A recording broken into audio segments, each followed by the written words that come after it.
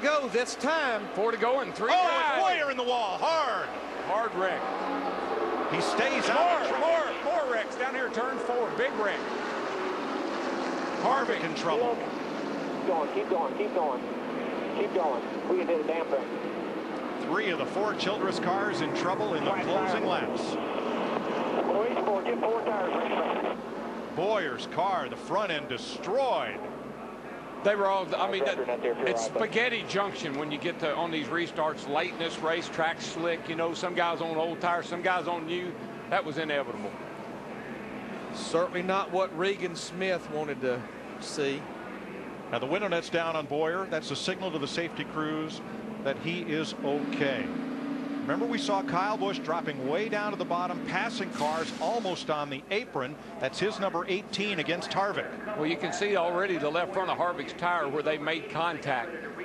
The whole left side. And here comes Kevin back. Whoa. Gives the 18 a big shot in the rear. And here comes Boyer down on the bottom, and they get 3 wide right here. And this is when I knew it was going to go bad. It just would not work. Somebody looked like got into the back of Kevin Harvick, just turned him around, slammed into a wall, did some heavy damage to that machine. Kane drops the inside as they go 3 wide behind him, and Boyer takes a wild ride into the safer barrier. And Kyle Busch turned Harvick around after they had made contact half a lap before. 20 cars on the lead lap. Regan Smith looking for his first Sprint Cup victory. Carl Edwards trying to deny him from the outside of the front row. Then Keselowski, Stewart, Kane, and Hamlin. Green flag, 2 to go. Boy, I tell you, that 2 car gets up in there. That's going to mess with Carl a little bit. But Carl should be able to get the steam up the outside. Regan Smith in that 78 gets a good run through 1 and 2. Actually pulls away from Carl Edwards down the backstretch. Stewart loses a bit of ground and loses 2 spots. It is Smith into turn 3. Edwards has the grip, and here he comes to the white flag. Regan Smith 1 lap away. Paul Menard blowing up in the back of the pack. White flag. Can he do it? Can he hold him off? No matter what, we've got a race now. They'll race it back if we don't get a caution. Boy, Regan got off of the turn 2. Oh, he hits the wall. He's all right. He's okay. He got off there great. But Edwards didn't jump inside. They're all wrecking behind him, but it's okay. Can he hold him off? 1 more corner. Here we come to the flag. Regan Smith looking for his first Sprint Cup win. Edwards 2 car lengths back. Smith gets the flag, and this time he'll get to keep it. How about that? I love you guys, man. That's awesome. Wow. That's awesome. Yes. What a call. You're the man, buddy. Nice job today. Nice job today, buddy. Thank you very much. Wow. Nice job. A single car team racing out of Denver, Colorado is going to victory lane in the Southern 500. And we've been bragging about his qualifying. You know, what a great qualifier. And this week he qualifies terrible. The worst he qualified all year. But guess what? Got him a win. I mean, this puts him in the Sprint All-Star race. And Harvick and Busch. He's after him. Yeah, this has just started now. Kyle says, I know you gotta have to. This ain't gonna happen too good. There was a pass, there was contact, and then as Boyer went into the fence, Kyle Busch came and turned Kevin Harvick around. We know Harvick is he plays rough, especially when the race is over with. I've seen him climb over people's cars to get to him. We've got cars overheated. We've got drivers overheated. And we got wrecked cars. And Bobby Labonte crashed on the final lap. Harvick looking in his mirror.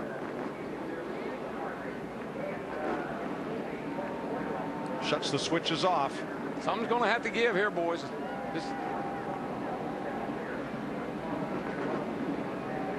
We thought it could be Newman and Montoya.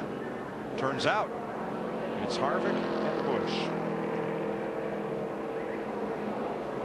And they are still stopped way up at the turn 4 end of pit road as Regan Smith does his victory lap. And Harvick's going to put the steering wheel back on. I think Harvick was getting ready to hop out of that thing. I think somebody must have gotten to him. No, wheels no, off again. and Here he comes. He says, okay, this is enough. I'm going back here, and we're going to have a little talk. And there goes his car. That car just took off.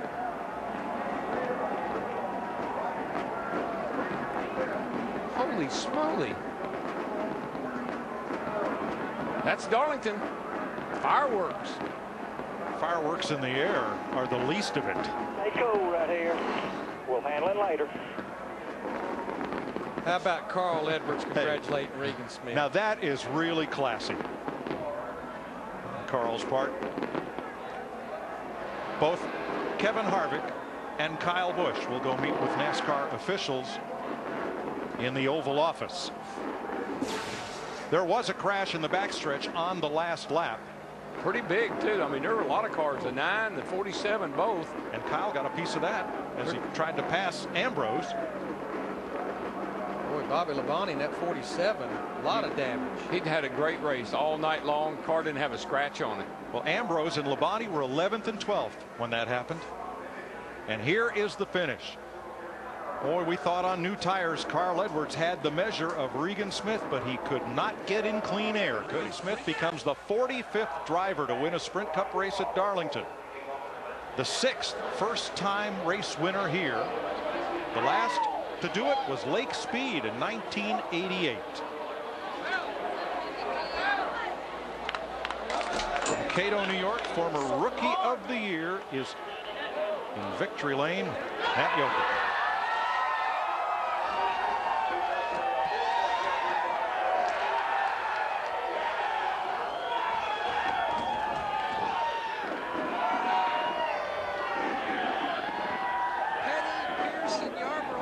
Legendary names who have won this crown jewel event. Now you can add your name to the Johnny Mans Trophy. Can you describe what this means for you, Regan? No, I really can't. It's first and foremost, all the moms out there, happy Mother's Day. My mom comes to every race that I run just about, and she missed this one. Sorry. She's in Talladega, or in Tuscaloosa, Alabama, with some animals and saving animals after the tornadoes down there. So, Mom, hi, I love you. Sorry you missed this, but gotta thank the fans, for all the fans for coming out. Furniture Row, these guys have stuck behind me for 3 years now. We've had some major ups and major downs, and I think this would be classified as a major up for sure. The car was good all night. We just never had track position, and the opportunity showed up to stay out there, and Pete made a great pit call. I was gonna be mad if he didn't say that, but I was gonna do what he told me to do, and it worked out.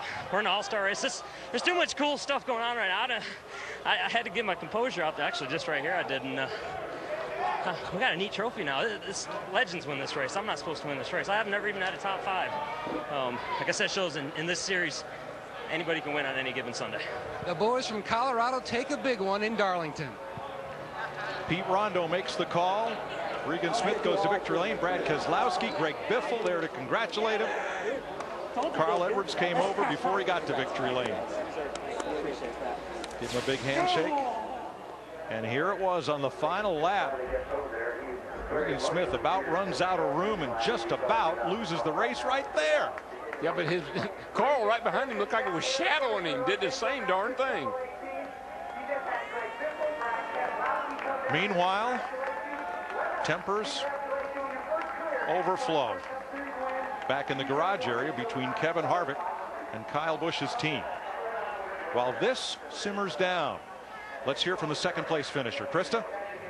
Yeah, Mike, Carl Edwards was watching the replay of that last lap, that final restart. You had the fresh tires. You saw Regan hit the wall. Anything you could have done differently? Did you feel like that's my chance? There's about 6 things I could do differently, and I'll be doing them differently until the next time we come back here, you know, in my mind. But I got to thank Aflac for being here. Dan Amos was here. I wanted to get a win for them so badly.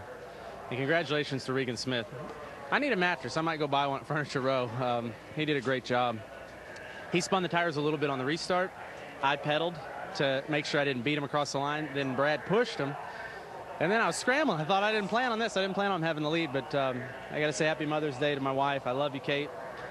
I really wish I could have brought down home the trophy. This race means a lot to win. But got to congratulate Regan. That's a huge day for him. What did you say to him when you went up to his car? I just told him this is a really big deal, you know, and he knows that. He drove Mike Mittler's truck at Phoenix one time. I got to work on it for him as a driver. So I've worked with him as a crew member, as low man on the totem pole. He's a good person. Man, just I guess if I had to get beat, it's all right to get beat by him. But we'll be back. Aflac is behind us 100%. We're leading the points, and we'll just go to the next one. Feel good story, but enjoy your Mother's Day. Congratulations on the new little one, Carl.